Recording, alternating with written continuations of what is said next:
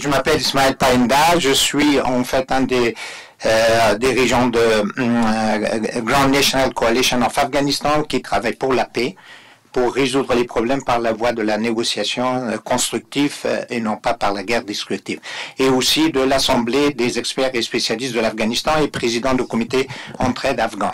Et je vous remercie, Monsieur Radbin, pour les organisations des conférences qui permettent à informer les uns et les autres en réunissant des experts pour pouvoir mieux comprendre la situation géopolitique du monde. Alors, la question que j'ai à mes amis iraniens, mes frères iraniens, où on a eu des histoires très communes, la même langue, et j'ai dit dans les conjonctures géopolitiques régionales et internationales où chaque pays cherche ses intérêts, comment vous voyez l'établissement de bonnes relations, de quelle manière entre l'Iran et l'Afghanistan? Merci. Bonjour, d'abord je voulais féliciter la délégation iranienne. Je connais, je ne vais pas dire bien votre pays, mais j'ai eu l'occasion de m'y rendre par 2 fois.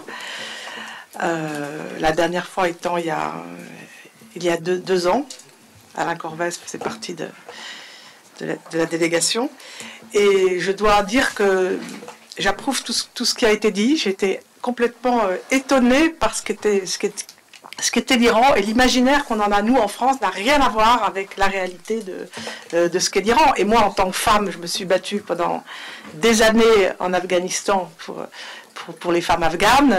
J'allais dire, je continue, ça devient bien compliqué, mais mon histoire, c'est de raconter que les femmes en Iran, ça n'a rien à voir avec les femmes en Afghanistan, et on essaye tout le temps en France de nous pousser dans cette histoire où les femmes afghanes sous les talibans, c'est la même chose que les femmes iraniennes, ce qui n'a absolument rien à voir.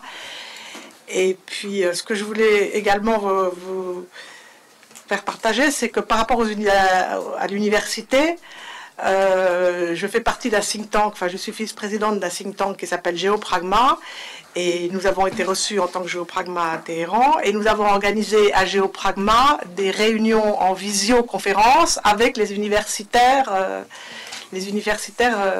iraniennes.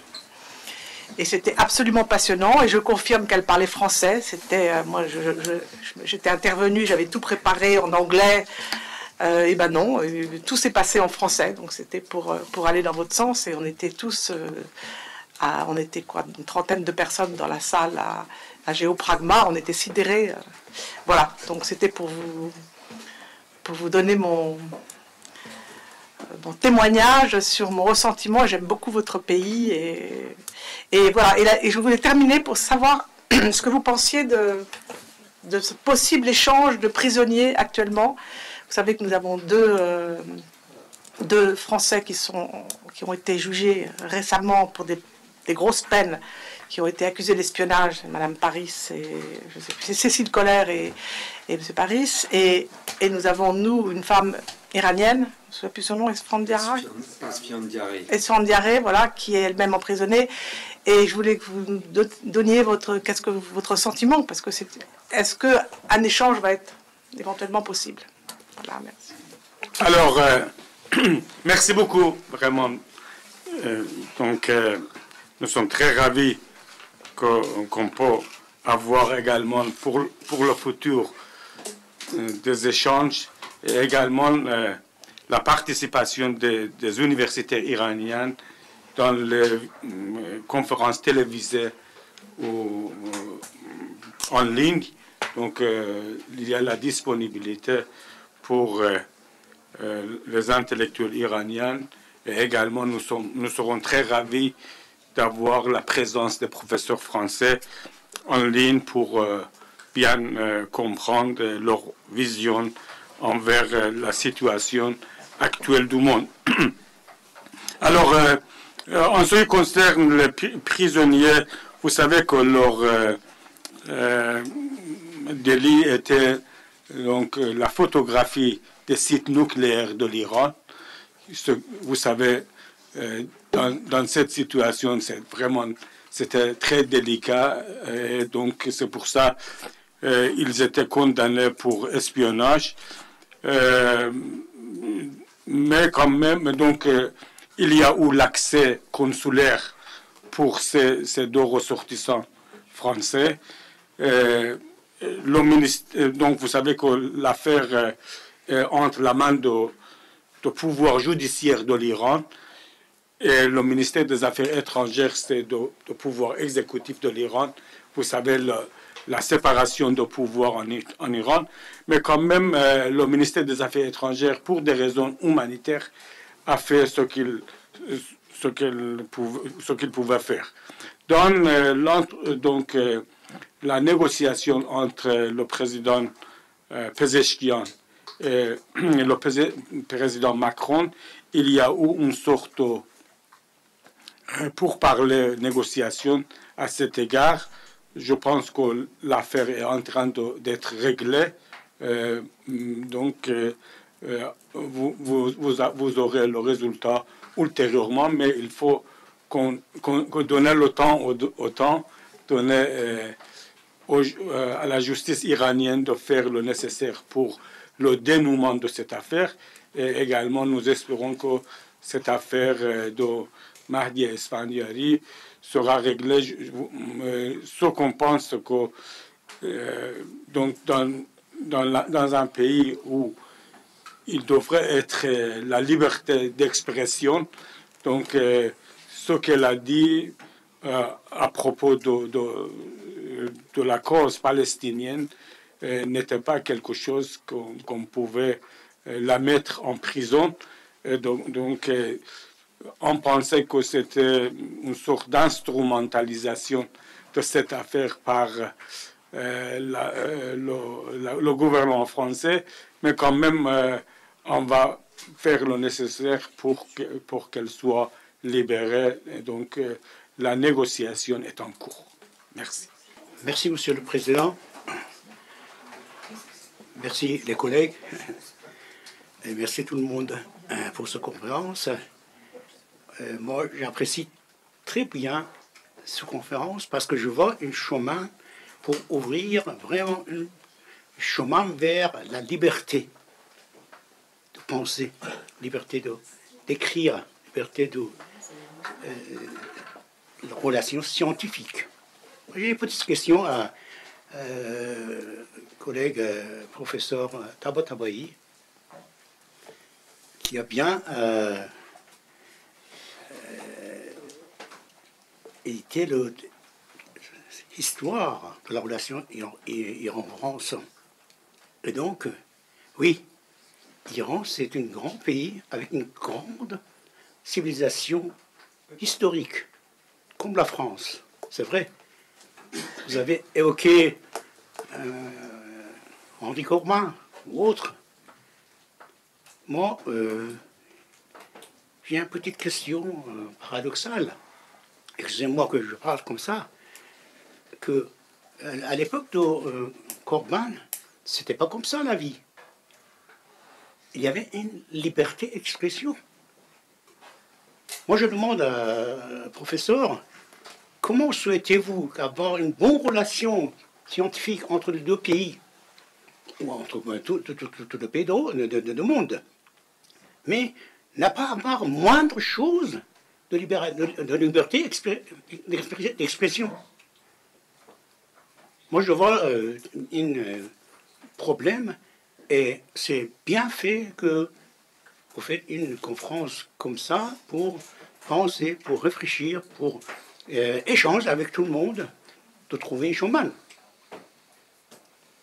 Comme métier, j'étais enseignant à l'université Ismaran, maintenant je chercheur à la Sorbonne, mais mon pays c'est là. Malgré que j'habite ici en France, ma tête c'est en Iran. Et toujours pense sur cette question-là, comment on peut faire casser la porte de silence, de censure, pour avoir une relation normale. Voilà. Agnès Olivier, je représente ici l'œuvre du professeur Jean-Paul Charnay, qui s'est rendu bien évidemment en Iran dans les années fin 60, dans les années 70, pour divers échanges universitaires, déjà à Téhéran, à Tabriz, et également pour un colloque d'histoire militaire, c'était en 76. Alors, je voudrais savoir tout simplement, d'une part, si le temps a passé depuis, bien évidemment, mais ça traduit quand même la permanence d'échanges, donc et d'approfondissement, donc entre nos nations. Maintenant, j'aimerais savoir aujourd'hui, dans l'état actuel des choses, s'il existe, par exemple, puisque le professeur a bien parlé d'ailleurs, Henri Corbin, Chardin, etc., toutes ces grandes traditions qui existent depuis de nombreuses années et les intérêts mutuels donc qu'il y a entre nos pays, j'aimerais savoir s'il existe, à l'image du centre Jacques Berck, qui existe au Maroc et qui a beaucoup approfondi donc l'islam et les sciences religieuses, etc. J'aimerais savoir si en Iran, il existe également ce type de centre. Par exemple, il pourrait y avoir un centre Henri Corbin. Il existe un fonds, je crois d'ailleurs, à l'Institut français à Téhéran, un fonds Henri Corbin. Et pourrait-il y avoir donc un centre de ce genre avec la possibilité non seulement donc d'existence d'un fonds bibliothécaire ou autre, mais également d'échanges de savoir, de double diplôme entre doctorants, de co-tutelle, et également peut-être même en termes de peut-être d'histoire de l'art, ou peut-être même pour raviver nos savoirs en termes d'archéologie, peut-être des écoles-ateliers, où donc surtout en matière d'art d'ailleurs, il pourrait y avoir des échanges et des apprentissages qui seraient fructueux. Merci. Moi, j'étais à 2 reprises conseiller culturel de l'Iran en France. Malheureusement, je dois dire que toujours les relations culturelles sont un petit peu sous le parapluie de la politique. Ça veut dire ce parapluie empêche le soleil à faire briller les 2 civilisations, les 2 cultures qui sont très enracinées, très anciennes. Oui, d'ailleurs, l'université que je viens s'appelle Allama Tabatabai. Et Allama Tabatabai, c'était l'interlocuteur de Henri Corbin en Iran. Et à l'université, peut-être il n'y a pas eu l'occasion, comme monsieur le professeur, monsieur le recteur l'a dit très bien, ils sont des universités relativement élégantes et il y a même un musée juste à côté de là où il y avait la mosquée à l'université. Je ne sais pas si vous avez pu le visiter. Il y a un petit... On n'a pas pu le visiter, on a vu la mosquée, oui. Voilà, il y a un petit musée. Alors là, il y a le statut de Henri Corbin et de Allama Tabatabai qui sont en train de parler, négocier.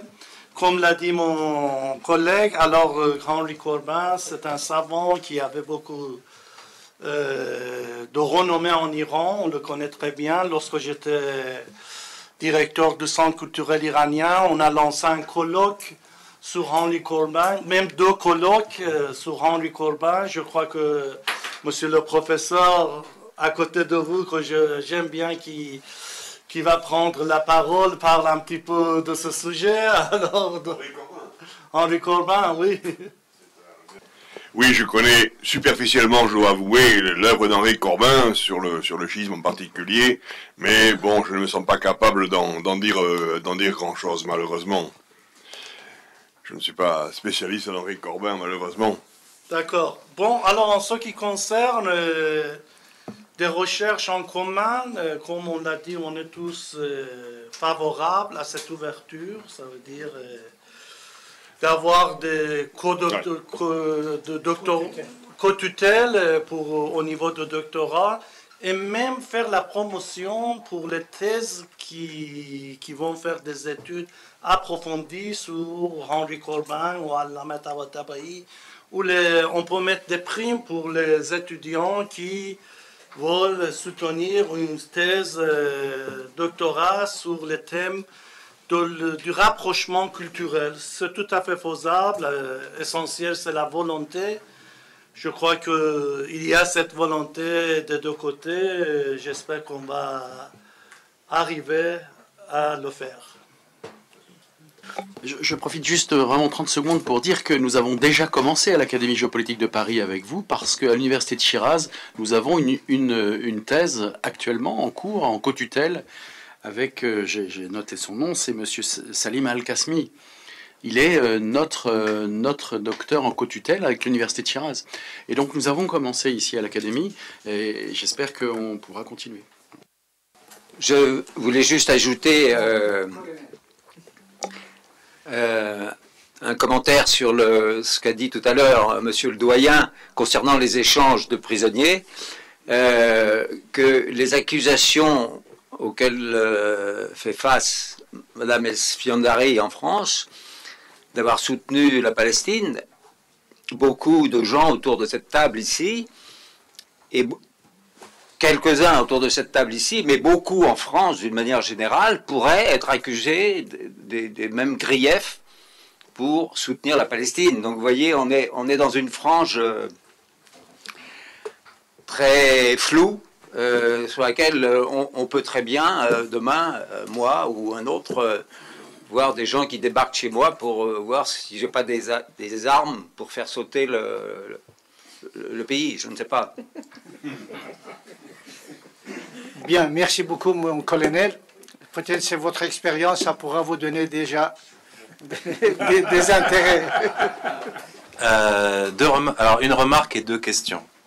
La première remarque concernant la coopération scientifique, elle existe malgré tout, même si on sait qu'elle est limitée, parce que j'ai un exemple que je connais assez bien, puisque j'ai aussi le plaisir d'être membre d'une autre académie, qui s'appelle l'Académie de l'eau, qui était présidée d'ailleurs par Monsieur Brice Lalonde il y a quelques années, ancien ministre de l'Environnement, et on a mis en place l'an dernier, donc l'ambassade, je pense, est au courant, une série de conférences et de colloques avec aussi l'Académie des sciences d'outre-mer, donc une grande autre institution française, sur la question de l'eau, justement, en Iran notamment. Et donc il y avait des universitaires iraniens qui étaient présents.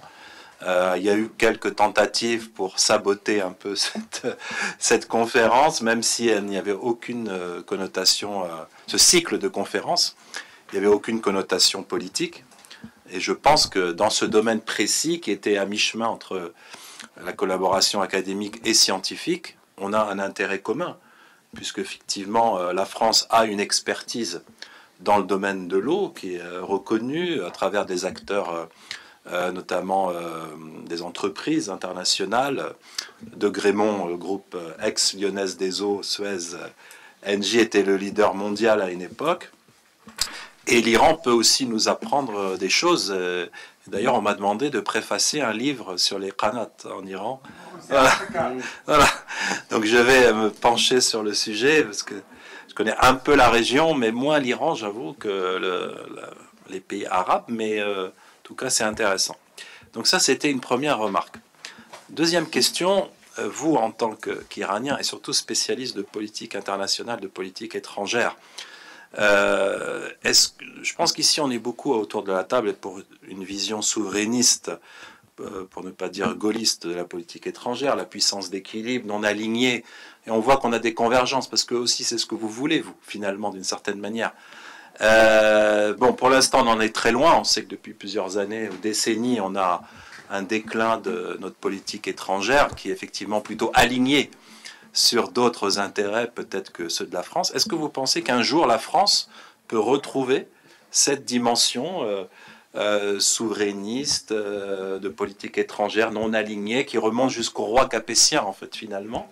Ça c'est une première question. Est-ce que vous pensez que par votre expérience de l'histoire des relations internationales, est-ce que vous pensez que c'est possible, ou est-ce que la France a vocation à finalement à n'être qu'une province de l'Europe?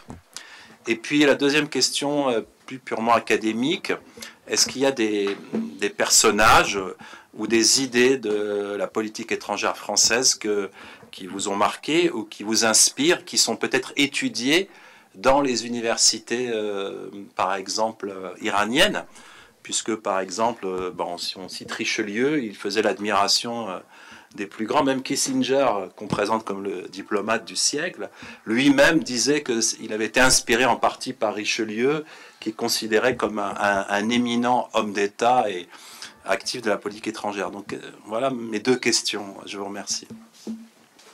Excusez-moi, je vais interrompre dans un coup de la question. Votre question, il faut poser la question aux Français. Les Iraniens espèrent tout le temps, depuis le temps. C'est-à-dire qu'on n'a pas eu un président iranien qui n'a pas demandé une bonne relation avec la France, avec l'Europe, même avec l'Amérique. Mais l'Europe, malheureusement, il suivit la politique dictatoriale américaine et ils sont à chaque fois, même dans la dernière négociation qui est faite entre président iranien ou ministère des Affaires iranien avec les Européens, ils ont dit d'abord vous allez discuter avec les Américains. C'est-à-dire quoi? C'est-à-dire nous, on n'a aucune décision à faire. Deuxième chose, on va mélanger des choses.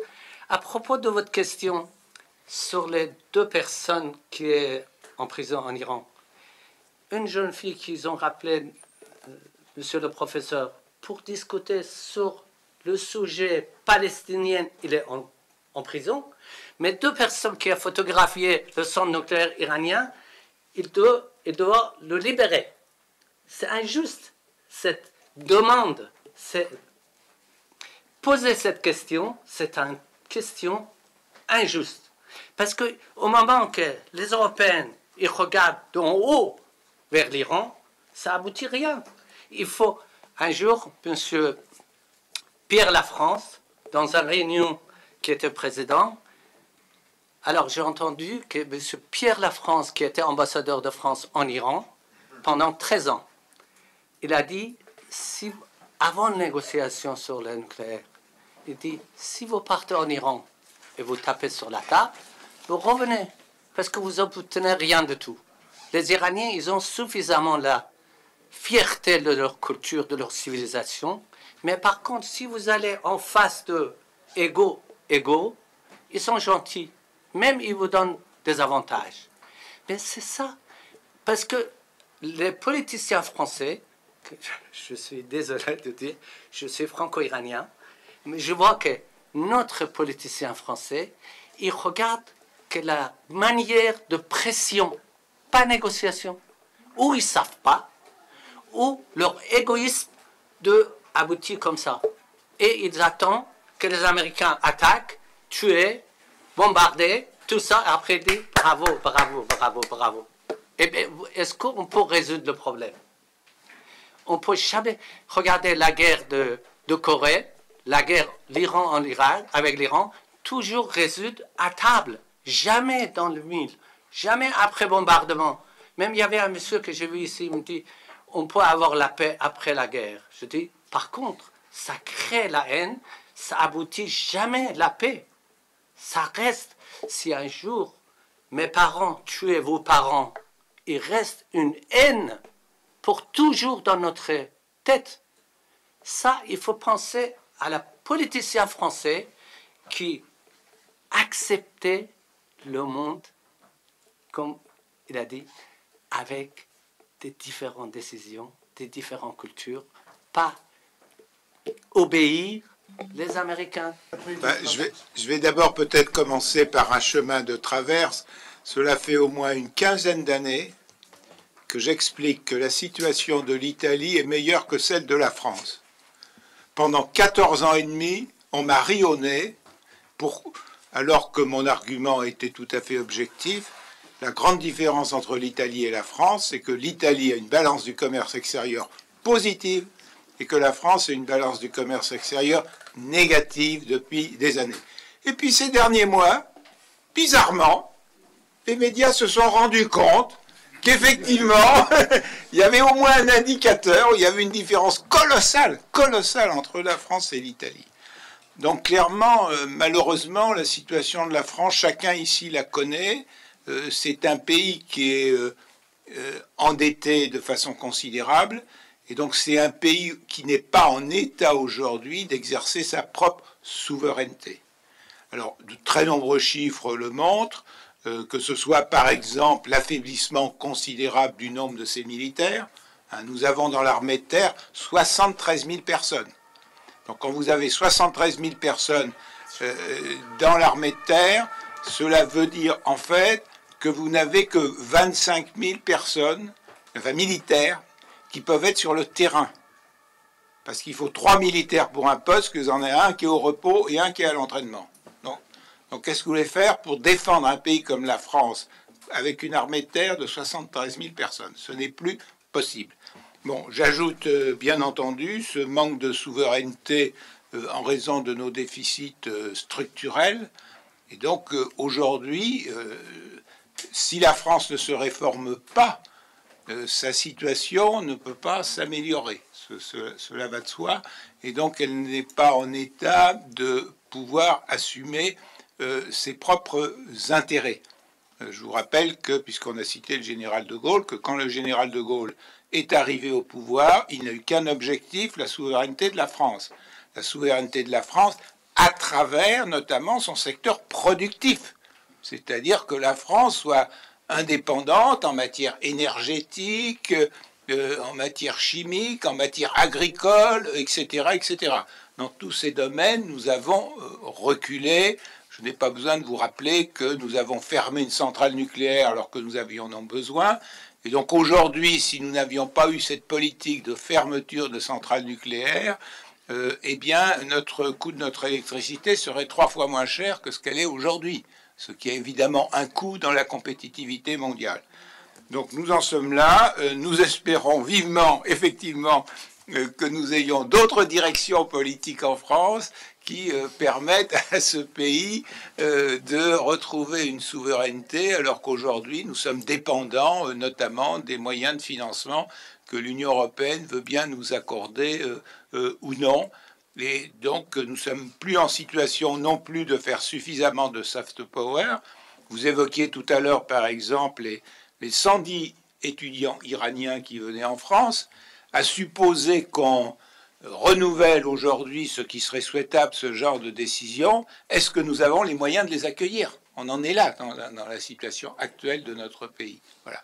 Bon, donc espérons que le scénario des tendances lourdes, comme on dit en prospective, ne continuera pas et que la France trouvera les moyens de son redressement. Et elle en a besoin si effectivement, comme nous le souhaitons, nous voulons développer des relations propres entre d'autres pays, et notamment entre la France et l'Iran.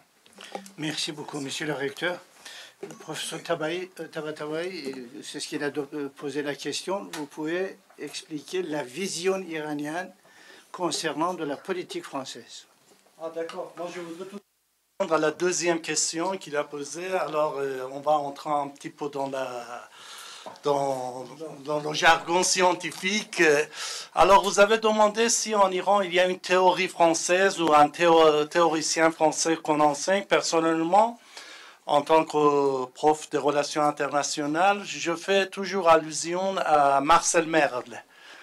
Alors, il y a une théorie qui a été avancée par Marcel Merle qui s'appelait État âgé.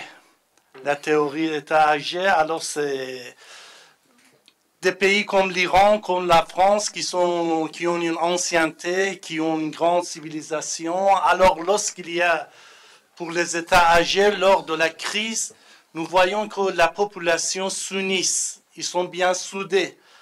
À l'inverse, un pays comme Yougoslavie, qui a été créé après la Première Guerre mondiale, dès qu'il y a eu une crise, alors on a vu l'effondrement.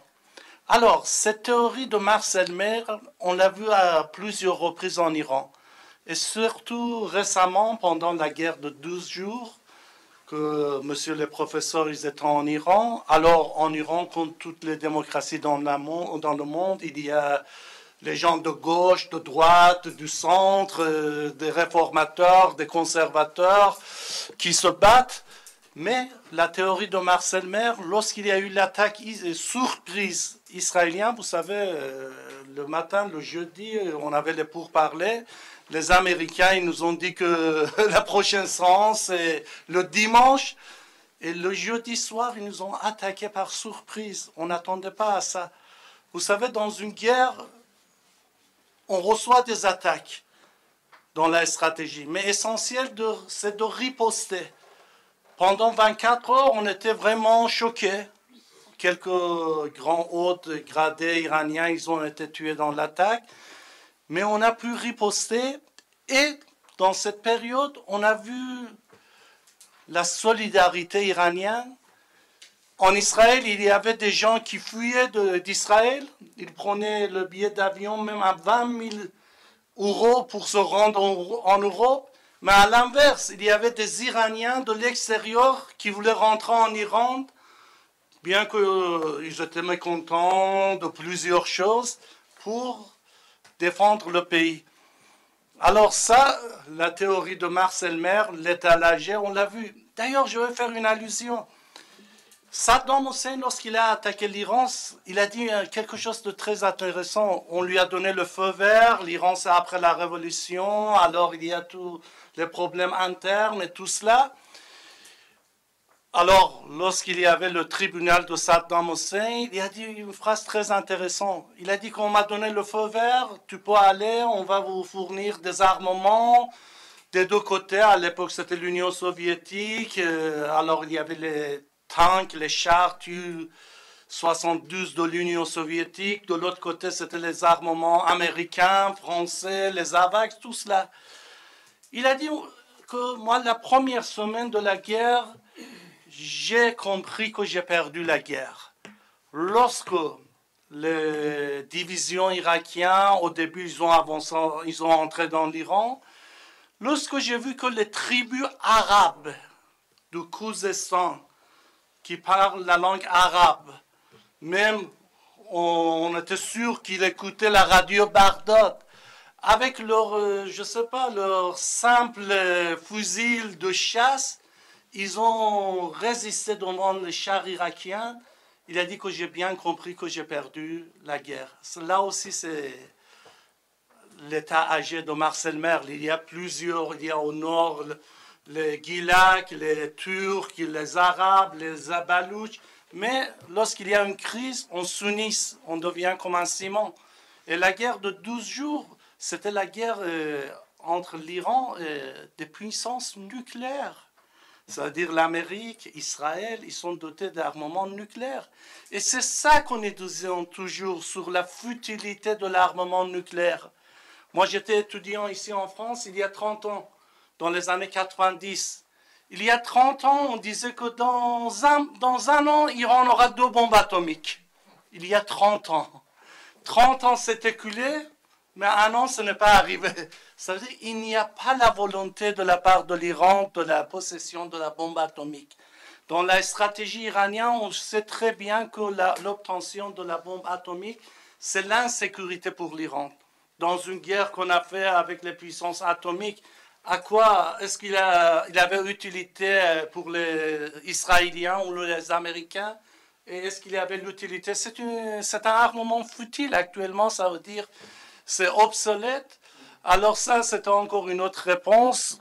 Bien qu'il y a des inspections sur l'Iran, bien qu'il sache qu'il n'y a aucune déviation vers l'armement nucléaire, ça fait 25 ans qu'il y a des inspecteurs de l'agence qui sont en Iran, présents en Iran.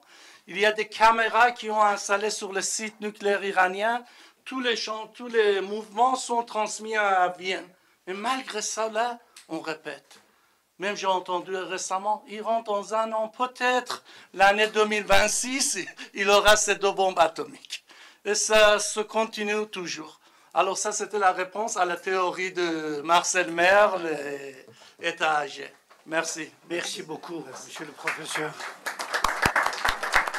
Merci, monsieur le président. Retournons à la question posée par nos amis d'un regard un peu concrète.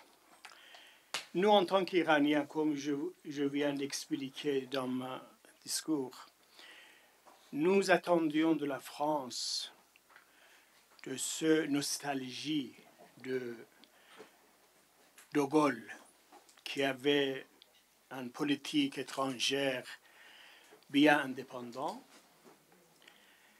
Je vous donne deux exemples, juste pour analyser qu'est-ce qui se passe. Premièrement, regardez la région où nous sommes, ça veut dire le Golfe Persique. Pendant des années, vous voyez qu'il y a un changement radical dans la région. Tous les pays, y compris l'Arabie Saoudite, l'Émirat et d'autres pays, qui cherchent une stabilité, prospérité et une richesse de la région. Et il y a des puissances en dehors de la région qui sont venues, qui sont bien accueillies. Je le dis, une intervention positive, si j'ose dire. Par exemple, la Chine. La Chine a joué un rôle très décisif et pacifique pour cet accord de 10 mars. Et tout le monde, tous les États dans le Golfe, a bien accueilli. Nous attendions la France aussi de jouer un rôle. Nous n'attendons pas l'Angleterre et les autres, mais la France. Où est la France? Deuxièmement, le Liban et la Syrie. Ça, c'est deux pays qui considéraient toujours deux pays qui étaient votre champ de... Mais où est la France? Où est la France? Dans ce changement radical, la France est absente. Ça, c'est... Il faut... La question, c'est pas pour répondre une réponse concrète. C'est juste pour réfléchir. Pourquoi la France?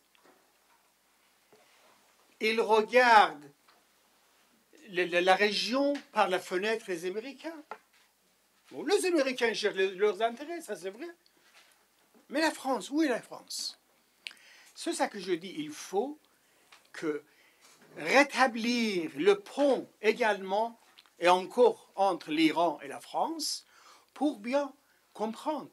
Je crois que la France, elle étudie l'Iran par les médias des Américains. Et si je l'ose dire, par les médias du zionisme. Il faut réfléchir. Vous en tant qu'intellectuel, vous réfléchissez pourquoi la France est absente. Même la Chine et les autres pays, ils ont infiltré, mais la France. Regardez, dans le massacre de Razé, où est la France? Où est la France? C'est ça qu'il faut réfléchir.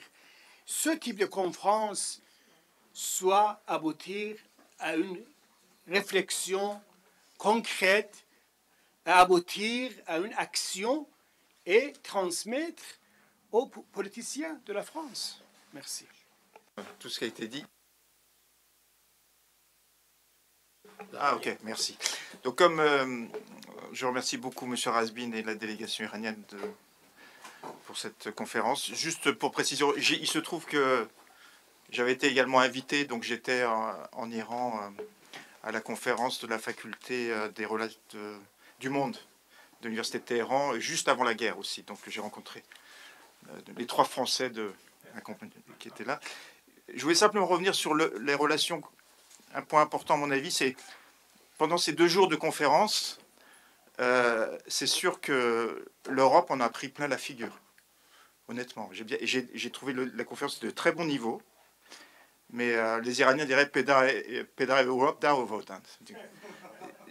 Il n'y avait pas un sujet où l'Europe était nulle, absente, etc.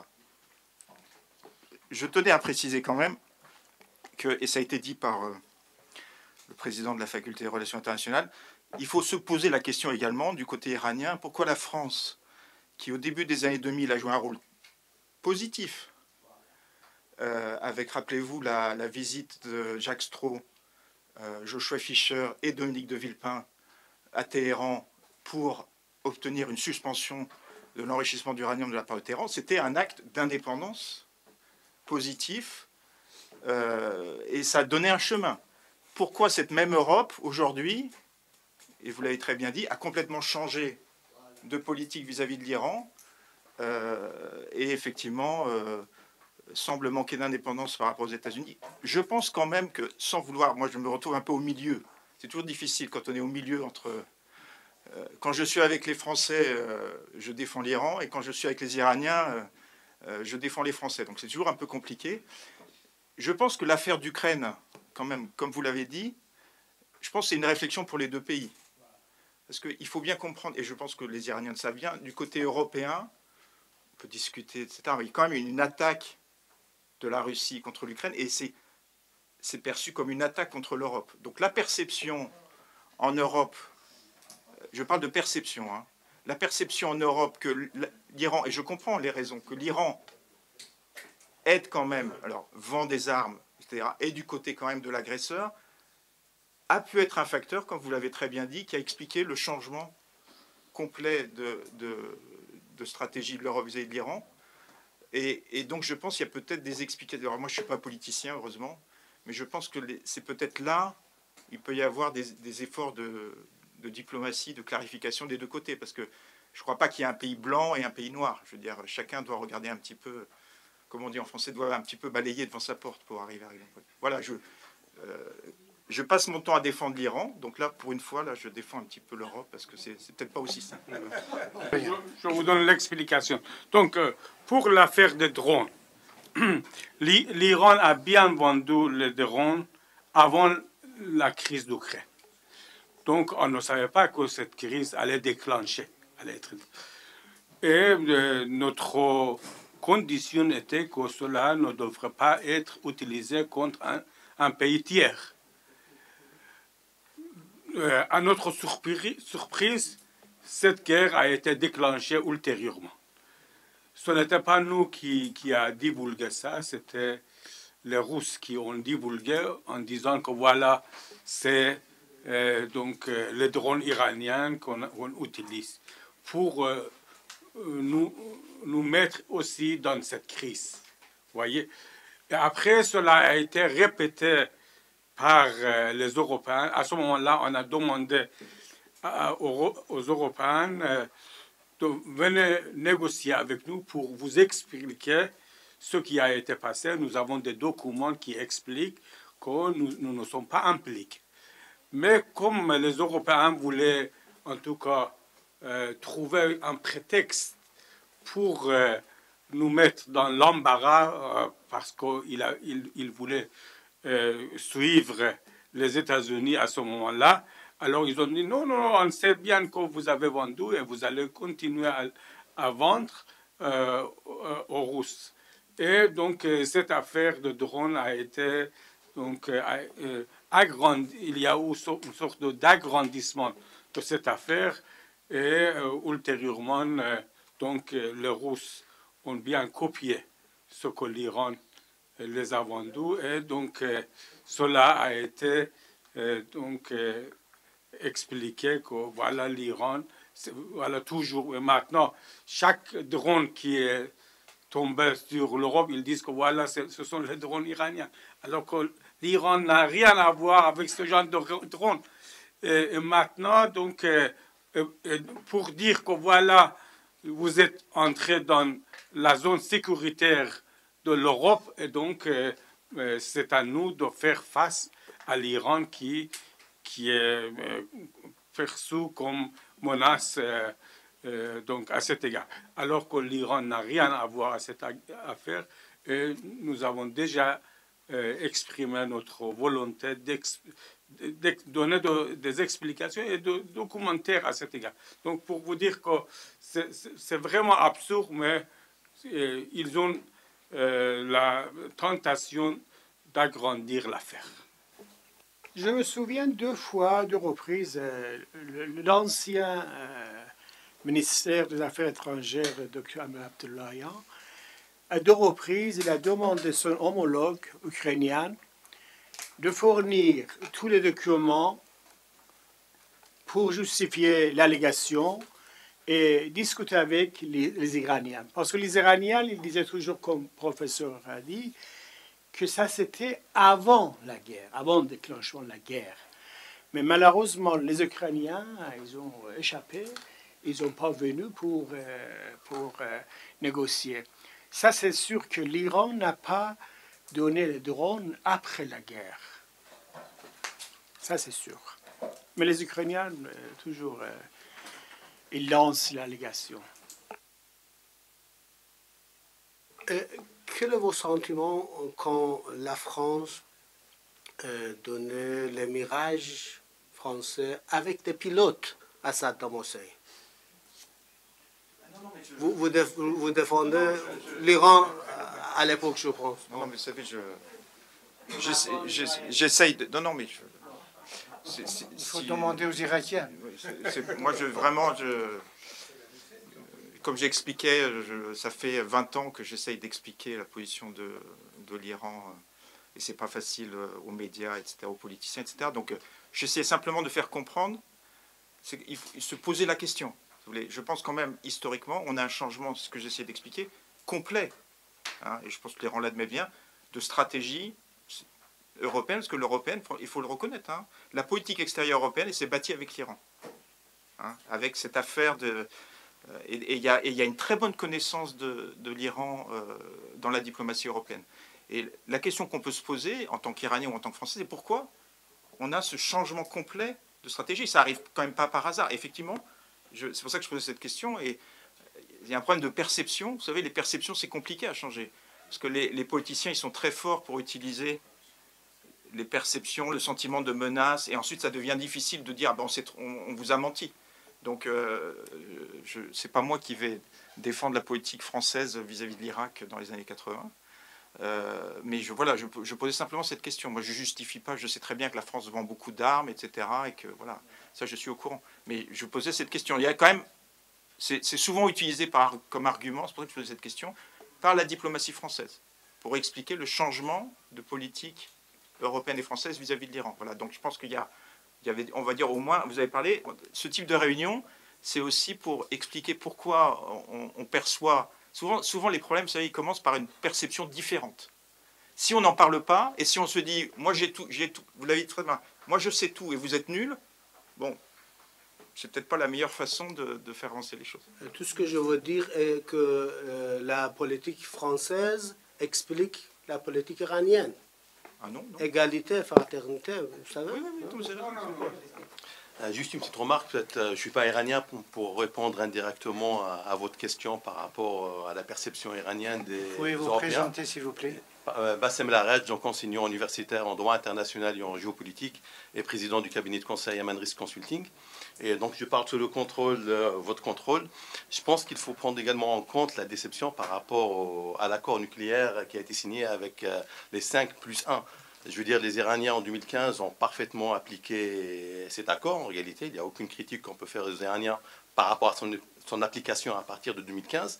Mais après le retrait des Américains lors du premier mandat du président Trump, on a vu que les Européens étaient incapables finalement de tenir leurs engagements qui étaient contenus dans cet accord par rapport aux Iraniens. Et donc finalement, on a vu que c'était les Américains finalement qui contrôlaient en réalité indirectement l'application de cet accord. Et face à la menace des sanctions américaines vis-à-vis notamment des entreprises européennes, on a parlé de Peugeot et de Renault à l'époque, finalement les Européens n'ont pas pu concrètement appliquer cet accord et les Iraniens n'ont pas pu bénéficier finalement de l'apport économique qu'ils pouvaient attendre de ces accords. Et je pense que cet aspect est vraiment très très important parce que ça a montré, je pense, à un moment donné, pour les Iraniens en tout cas, l'incapacité des Européens d'agir d'une manière autonome face aux Américains. C'était la petite remarque. I have an explanation and a question, please, Monsieur Dumont. It's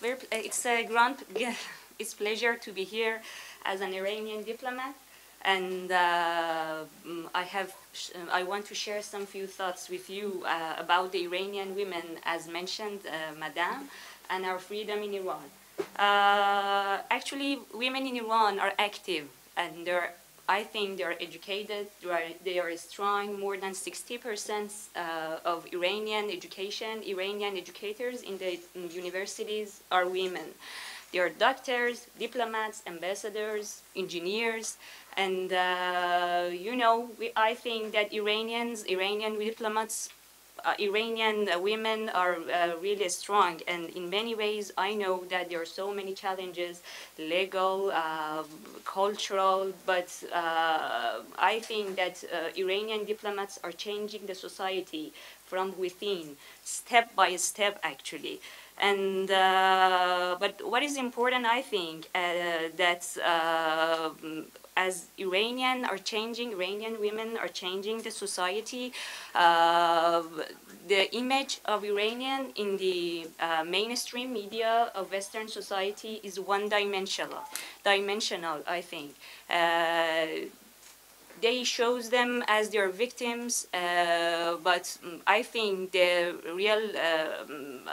reality of Iranian is more complex. I think that we have to see that the Iranian women are not victims. They are resilient. They are courageous, and it is important for us to be mentioned in the media in the right way. And I believe progress for women in Iran and in all over the world doesn't come from judgment. It comes from dialogue and mutual respect. This is important for us. And Iranian women are making their own way of living, their own path, with the way that it is due to their culture and their value. It is a unique model for us, and not, for example, a model that we copy from other countries, from other Western, for example, countries. At the end, I think today in Iran, women are writing their own story. As you have gone to Iran, I wanted to ask you to explain us what did you see in the universities, in the society of the Iranian women. Parce que ce que nous avons vu effectivement en Iran, ce sont des étudiantes travailleuses et des étudiants travailleurs. Donc manifestement, on n'a pas vu, comme le disait très bien Madame le député tout à l'heure, on n'a pas vu une différence entre la façon de considérer les femmes et les hommes, mais tant les femmes que les garçons ont le droit à l'enseignement supérieur et le droit à faire un doctorat, etc. Donc ça, c'est quand même un élément très important par rapport à ce qu'on peut voir dans d'autres pays. Et puisque, Président, si vous me permettez, puisque j'ai la parole, je voudrais évoquer deux choses. La première, c'est que je voudrais répondre quand même à la question la plus importante qui nous a été posée. Où est la France ? Voilà. Elle nous a été posée plusieurs fois. Voilà. Et puis ensuite, je voudrais, si vous permettez, Président, dans un second temps, évoquer un autre élément très important de collaboration concernant les publications. Alors, sur le premier point, lisez les journaux français de ces derniers 10 jours. Où est la France ? Eh ben, elle est à la retraite. Puisque le grand sujet en France, c'est l'âge de la retraite. Est-ce qu'il doit être à 62 ans, 64 ans, 60 ans ? Donc ça fait quand même une société qui s'intéresse au non-travail et à l'arrêt du travail le plus tôt possible. Et donc, je corrigerai un petit peu ce qu'a dit Thierry Coville tout à l'heure. Il a parlé de changement de stratégie. Ce n'est pas exactement mon sentiment, c'est l'absence de stratégie. Donc j'aime bien dire à mes étudiants, il faut toujours relire Sun Tse. Sun Tse, le grand spécialiste de stratégie chinoise d'il y a 25 siècles. Celui qui n'a pas d'objectif ne risque pas de les atteindre. Celui qui n'a pas d'objectif ne risque pas de les atteindre. Donc effectivement, le problème des dirigeants français actuels, ils n'ont pas de stratégie. Aucune stratégie. Aucune stratégie. Ils font de la communication conjoncturelle heure après heure, en multipliant des messages sur les réseaux sociaux. Et si l'on considère que le contexte géopolitique mondial, c'est une sorte d'océan, ben, la France, elle est comme un bouchon qui est ballotté par l'océan. Donc voilà, la France, aujourd'hui, elle n'existe pas d'un point de vue géopolitique, même si elle a de beaux restes, même si elle a encore une identité qui lui est favorable, mais voyez ce qui se passe avec la France en Afrique. Voilà. Même en Afrique. Même en Afrique. Même en Afrique, je veux dire. Donc nous sommes dans une situation aujourd'hui qui est malheureusement aux abonnés absents, comme nous disons en français. Alors, j'en viens au second point qui est peut-être plus important, puisque là, il s'agit de se fixer des objectifs, justement. Nous en avions parlé d'ailleurs lors de votre accueil si chaleureux en Iran. On a parlé de co-tutelle, etc. Nous avions parlé aussi des problèmes des publications. Nous avions constaté d'ailleurs qu'il y a une richesse de publications dans vos universités qui est assez extraordinaire. Et donc, nous avions, et d'autre part, de notre côté, même si nous n'avions pas votre richesse de publications, nous avons nos publications, la publication géostratégique. Moi-même, je publie également 2 revues.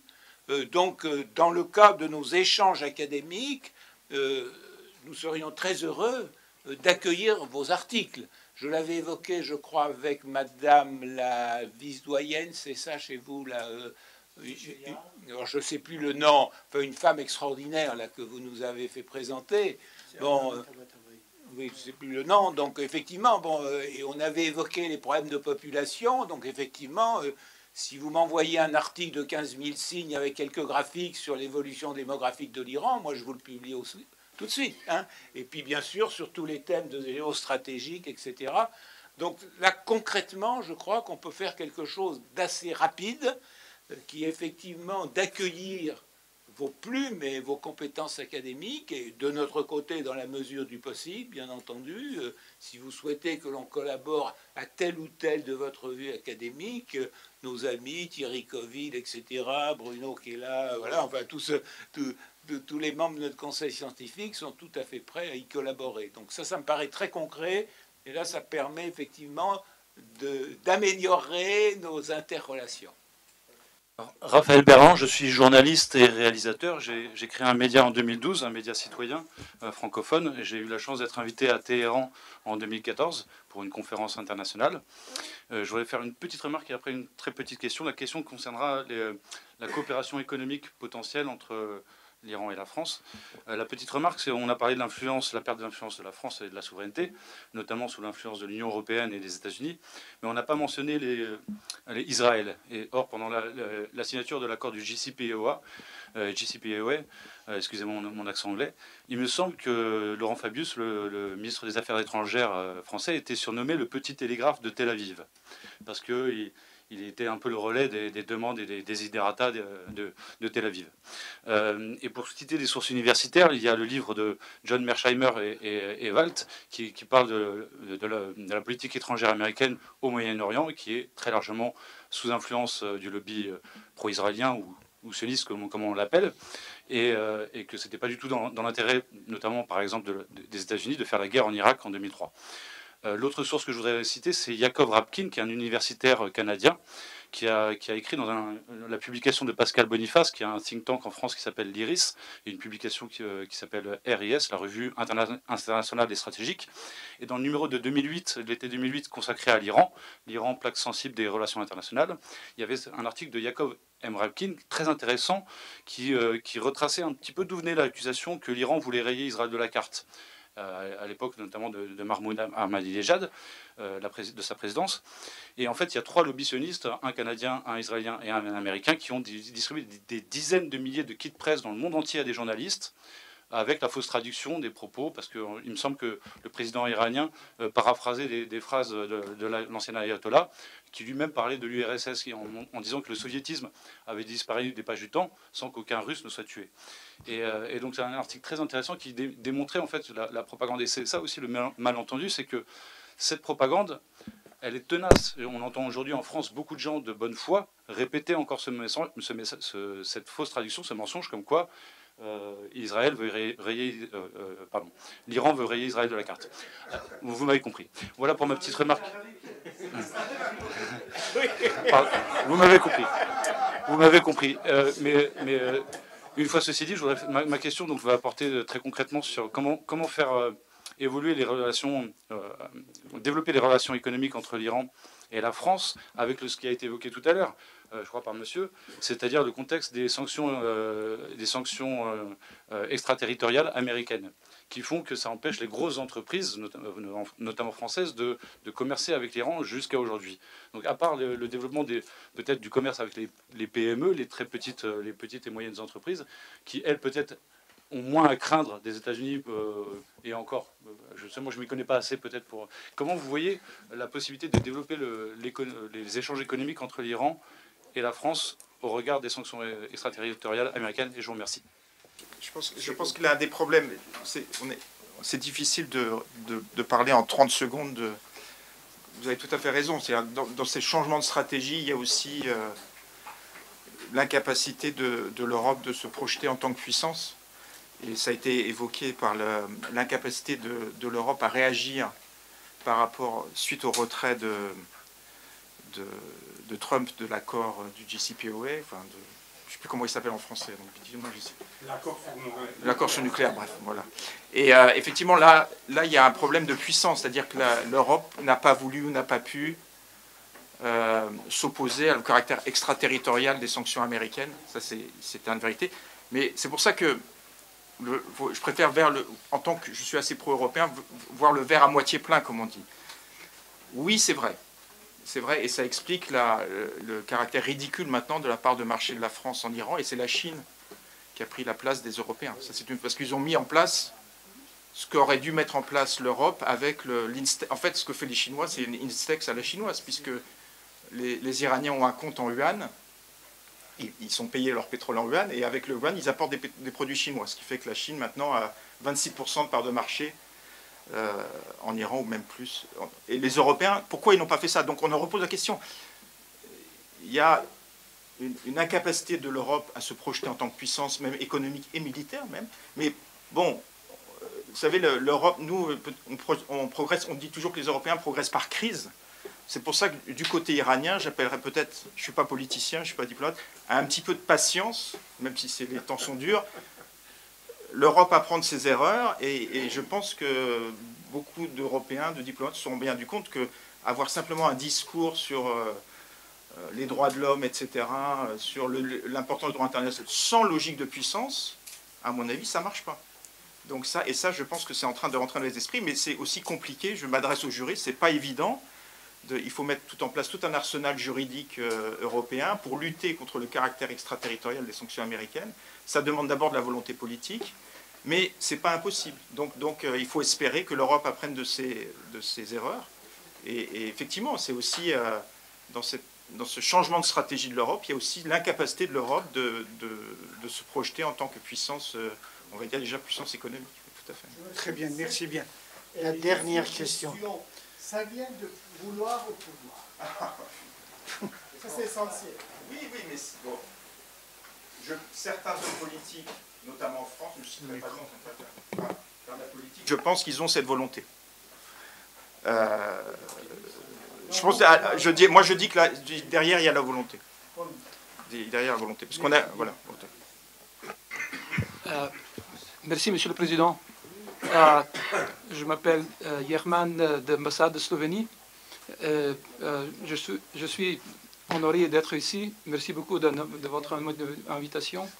J'aimerais juste dire que, si je permets ajouter ma pierre à l'édifice, la question cruciale, comme indiqué par mon collègue ici à ma gauche, quand est-il possible de faire le rapprochement entre l'Europe et l'Iran? Et moi, je suis positif. Moi, je pense que c'est possible aujourd'hui, que ce soit possible, mais aujourd'hui, dans le contexte géopolitique mondial, comme expliqué par mon collègue, par mon professeur ici, je ne suis pas professeur, je suis juste diplomate, est compliqué. Et aujourd'hui, je ne vois pas beaucoup de possibilités. Mais donc en medium term, comme on dit en anglais, je crois que c'est possible. Je vois parmi l'élite européenne, il y a certains respect envers l'Iran. On sait, c'est une vieille civilisation, riche civilisation. Et il y a, on a tradition. Mon pays, la Slovénie, au passé, dans le passé, notamment pendant le temps de Yougoslavie, on avait une riche coopération économique et même politique parfois. C'est-à-dire qu'il faut faire une question qui est pour moi importante, qui compte. Qu'est-ce qu'on peut faire tous ensemble? Nous, d'abord, nous Européens, mais aussi de part de l'Iran. Et pour nous, pour les Européens, si je veux, ok, prendre, on est tout un petit pays européen. Pour moi, ce qui compte, c'est JCPOA, cet acronyme traité qu'on connaît, cet acronyme sur le programme nucléaire militaire de l'Iran. Quand un jour, et j'en suis convaincu, on va renouveler ces négociations, ce sera le jour 1 de notre rapprochement. Mais il faut faire de deux côtés. Et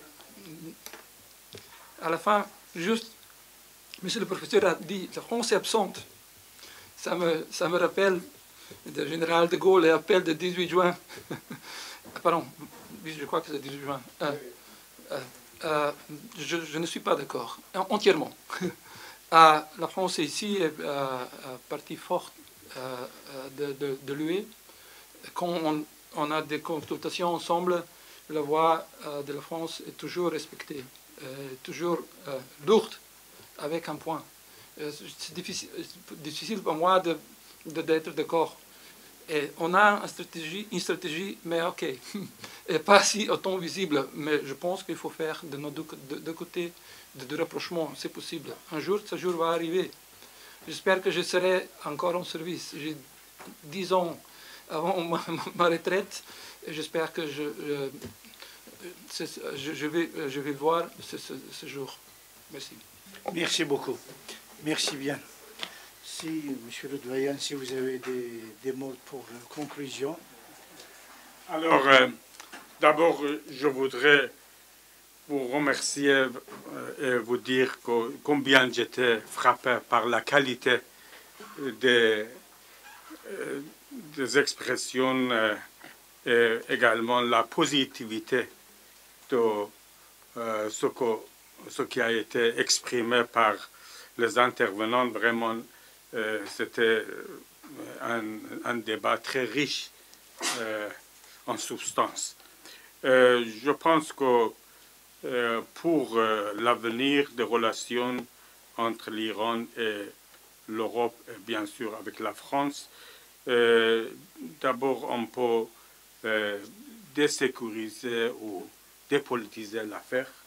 On va commencer par ce qui est apolitique pour le moment, c'est-à-dire avec la coopération scientifique et culturelle. Deuxièmement, compartimenter les affaires politiques des affaires, par exemple, économiques. Donc cela exige qu'on peut avoir des relations économiques et commerciales entre les deux pays s'il y a la volonté et également la facilité de part et d'autre. Donc, la solution d'activer PME, c'était une solution très bien de le faire. Si les deux côtés, surtout la France, font l'effort à cet égard pour encourager les entreprises françaises de venir en Iran.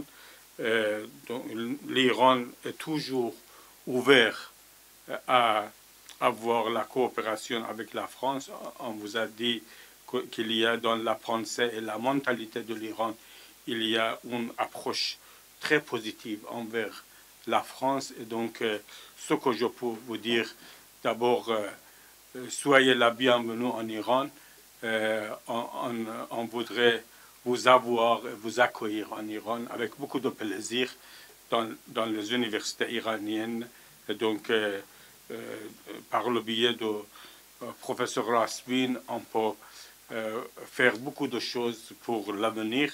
Et bien sûr, la proposition de monsieur le recteur pour monsieur Dumont pour la publication, c'est très accueilli en Iran avec beaucoup de plaisir, et également la co-tutelle.